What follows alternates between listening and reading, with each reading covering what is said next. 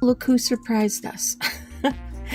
You cannot walk away from these things, although generally speaking, from incubated eggs, after they pip, they rest for a while, and then they start to zip.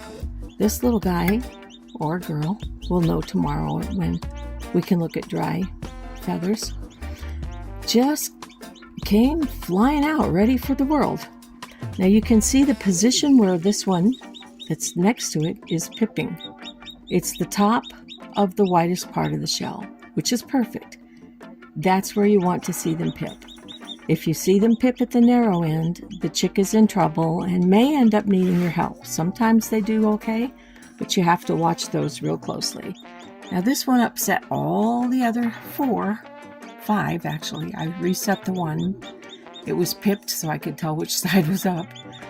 But all of these now I'll have to watch closely to see if they're pipping somewhere other than on top, which means he turned them around when he went running past and got their position in a bad place.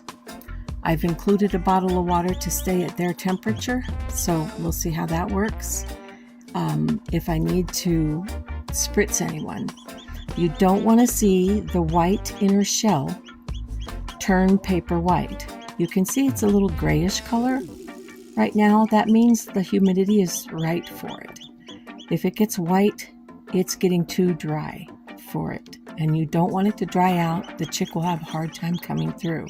If the temperature runs cool on the entire incubation, they hatch a little later, and if it runs a little warm on the entire incubation, they'll hatch a little earlier. In this case, it looks like running at 100.8 gave it a little bit shorter incubation period, so they're coming out faster than anticipated in our 48-hour wait from lockdown. Okay, that's all for now.